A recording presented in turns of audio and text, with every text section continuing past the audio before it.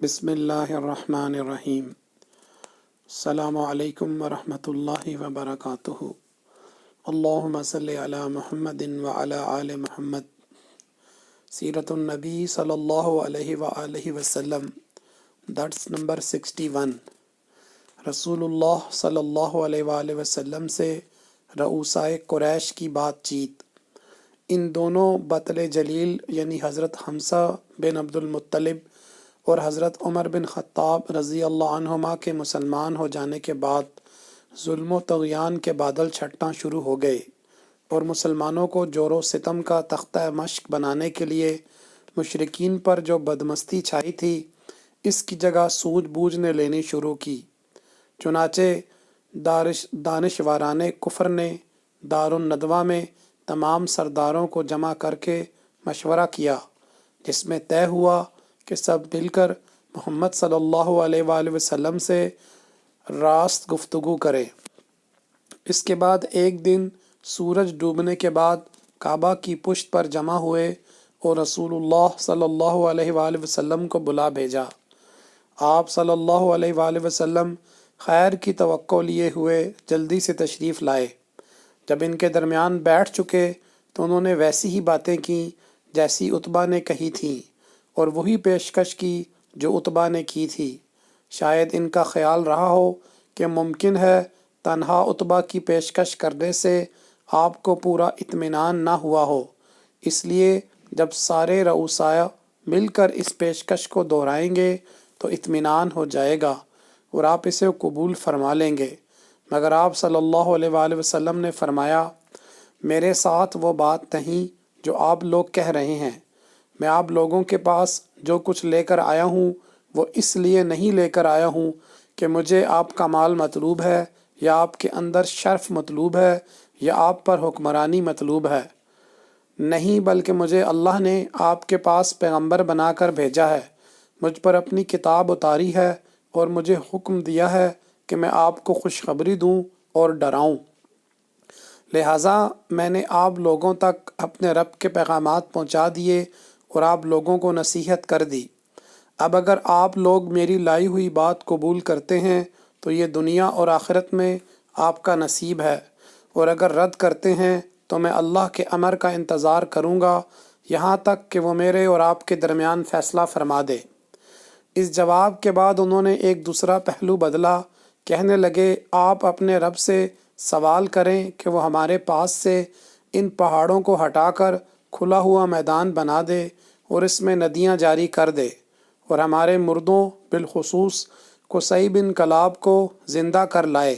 اگر وہ آپ کی تصدیق کر دیں تو ہم بھی ایمان لے آئیں گے۔ آپ صلی اللہ علیہ وآلہ وسلم نے ان کی اس بات کا بھی وہی جواب دیا۔ اس کے بعد انہوں نے ایک تیسرا پہلو بدلا، کہنے لگے، آپ اپنے رب سے سوال کریں کہ وہ ایک فرشتہ بھیج دے جو آپ کی تصدیق کرے اور جس سے ہم آپ کے بارے میں مراجعہ بھی کر سکیں، اور یہ بھی سوال کریں کہ آپ کے لیے باغات ہوں، خزانے ہوں اور سونے چاندی کے محل ہوں۔ آپ صلی اللہ علیہ وآلہ وسلم نے اس بات کا بھی وہی جواب دیا۔ اس کے بعد انہوں نے ایک چوتھا پہلو بدلا، کہنے لگے، اچھا تو آپ ہم پر عذاب ہی لا دیجئے اور آسمان کا کوئی ٹکڑا ہی گرا دیجئے جیسا کہ آپ کہتے ہیں اور دھمکیاں دیتے رہتے ہیں۔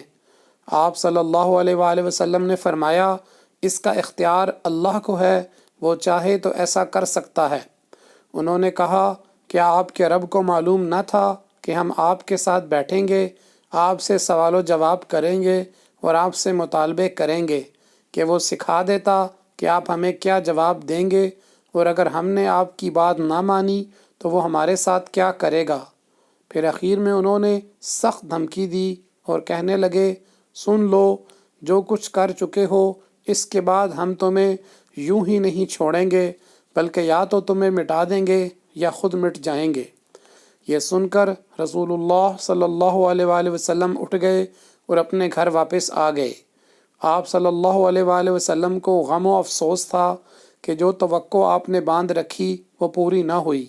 جب رسول اللہ صلی اللہ علیہ وآلہ وسلم ان لوگوں کے پاس سے اٹھ کر واپس تشریف لے گئے تو ابو جہل نے انہیں مخاطب کر کے پورے غرور و تکبر کے ساتھ کہا، برادران قریش، آپ دیکھ رہے ہیں کہ محمد ہمارے دین کی عیب چینی، ہمارے آباء و اجداد کی بدگوئی، ہماری عقلوں کی تخفیف اور ہمارے معبودوں کی تضلیل سے باز نہیں آتا۔ اس لیے میں اللہ سے عہد کر رہا ہوں کہ ایک بہت بھاری اور بمشکل اٹھنے والا پتھر لے کر بیٹھوں گا، اور جب وہ سجدہ کرے گا تو اس پتھر سے اس کا سر کچل دوں گا۔ اب اس کے بعد چاہے آپ لوگ مجھ کو بے یار و مددگار چھوڑ دیں، چاہے میری حفاظت کریں، اور بنو عبد مناف بھی اس کے بعد جو جی چاہے کریں۔ لوگوں نے کہا، نہیں واللہ، ہم تمہیں کبھی کسی معاملے میں بے یار و مددگار نہیں چھوڑ سکتے، تم جو کرنا چاہو کر گزرو۔ چنانچہ صبح ہوئی تو ابو جہل ویسا ہی ایک پتھر لے کر رسول اللہ صلی اللہ علیہ وآلہ وسلم کے انتظار میں بیٹھ گیا۔ رسول اللہ صلی اللہ علیہ وآلہ وسلم حسب دستور تشریف لائے اور کھڑے ہو کر نماز پڑھنے لگے۔ قریش بھی اپنی اپنی مجلسوں میں آ چکے تھے اور ابو جہل کی کارروائی دیکھنے کے منتظر تھے۔ جب رسول اللہ صلی اللہ علیہ وآلہ وسلم سجدے میں تشریف لے گئے تو ابو جہل نے پتھر اٹھایا، پھر آپ کی جانب بڑھا، لیکن جب قریب پہنچا تو شکست خوردہ حالت میں واپس بھاگا۔ اس کا رنگ فک تھا اور اس قدر مرعوب تھا کہ اس کے دونوں ہاتھ پتھر پر چپک کر رہ گئے تھے۔ وہ بمشکل ہاتھ سے پتھر پھینک سکا۔ ادھر قریش کے کچھ لوگ اٹھ کر اس کے پاس آئے اور کہنے لگے، ابو الحکم، تمہیں کیا ہو گیا؟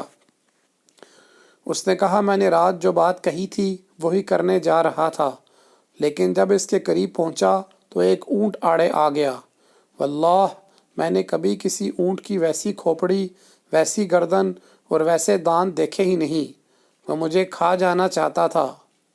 ابن اسحاق کہتے ہیں، مجھے بتایا گیا کہ رسول اللہ صلی اللہ علیہ وآلہ وسلم نے فرمایا، یہ جبرائیل علیہ السلام تھے، اگر ابو جہل قریب آتا تو اسے ادھر پکڑتے۔ جزاک اللہ خیرہ۔ السلام علیکم ورحمۃ اللہ وبرکاتہ۔